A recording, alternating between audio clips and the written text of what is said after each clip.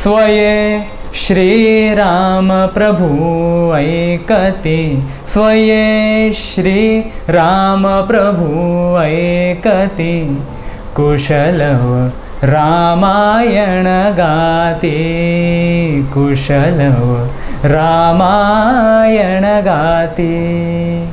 या ओळी ऐकल्या की मन थेट रामायणाच्या त्या दिव्य जगात पोहोचतं. शब्दात भक्ती, सुरात जादू आणि आवाजात अशी ताकद की आजही हे गीत ऐकलं की अंगावर शहारे येतात.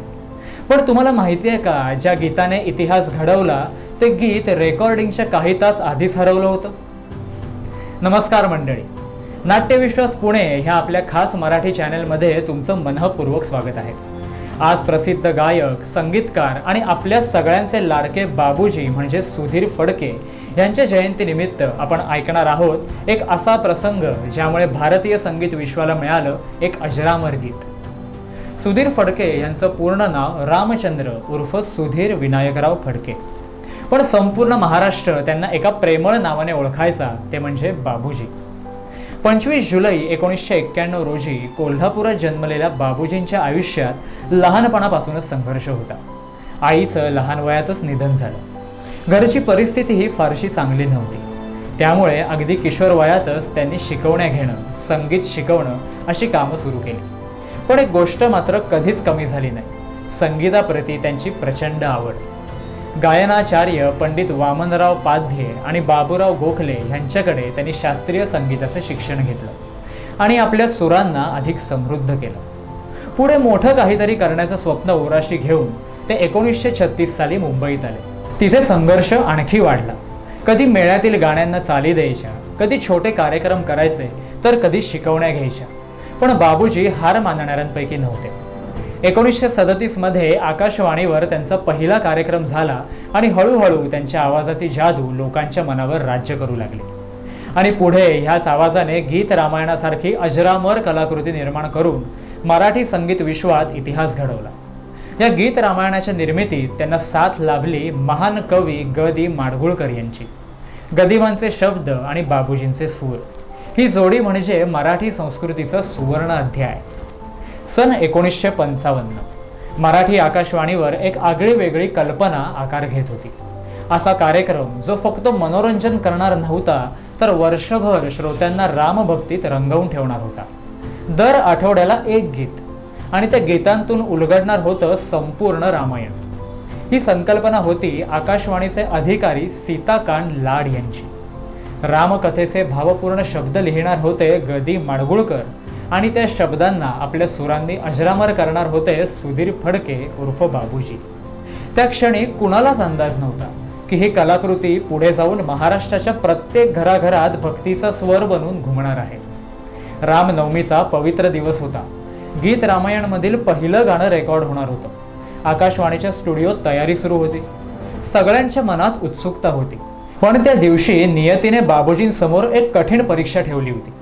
रेकॉर्डिंगच्या दिवशी अचानक बाबूजींचे सुपुत्र श्रीधर फडके गंभीर आजारी पडले. त्यांना तातडीने रुग्णालयात दाखल करावं लागलं. एका बाजूला मुलाची काळजी आणि दुसऱ्या बाजूला संपूर्ण महाराष्ट्र वाट पाहत असलेलं गीत रामायणाचं पहिलं रेकॉर्डिंग. बाबूजींच्या मनात प्रचंड संघर्ष सुरू होता. अशा अवस्थेत स्टुडिओत जाण्याचीही त्यांची इच्छा होत नव्हती. पण त्याच वेळी त्यांच्या पत्नी ललिता फडके खंबीरपणे त्यांच्या पाठीशी उभ्या राहिल्या. त्यामुळे बाबूजींना नवी ताकद मिळाली आणि जड अंतःकरणाने ते स्टुडिओकडे रवाना झाले. बाबूजी स्टुडिओत पोहोचले. सगळे त्यांची वाट पाहत होते. आता रेकॉर्डिंग सुरू होणार. इतक्यात बाबूजी म्हणाले, गदिमा, गाण्याचा कागद द्या.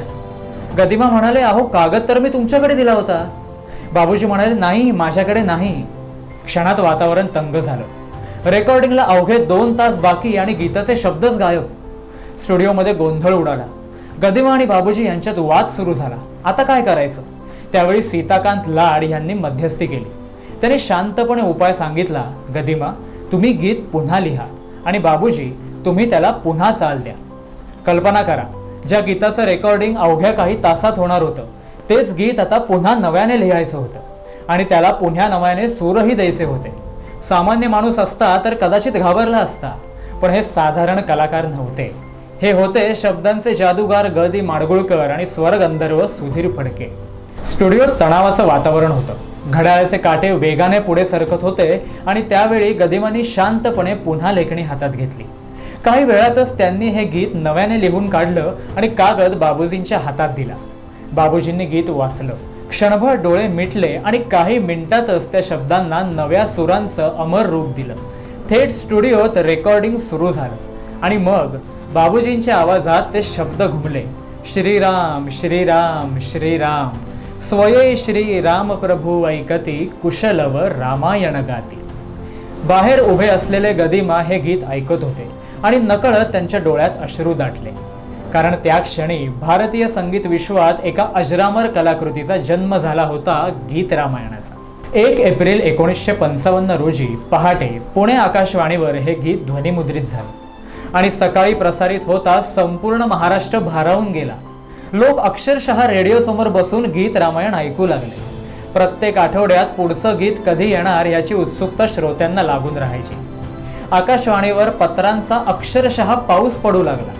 खरंच गीत रामायण हे केवळ संगीत नव्हतं, ती महाराष्ट्राच्या भावविश्वाची, संस्कृतीची आणि भक्तीची ओळख बनली.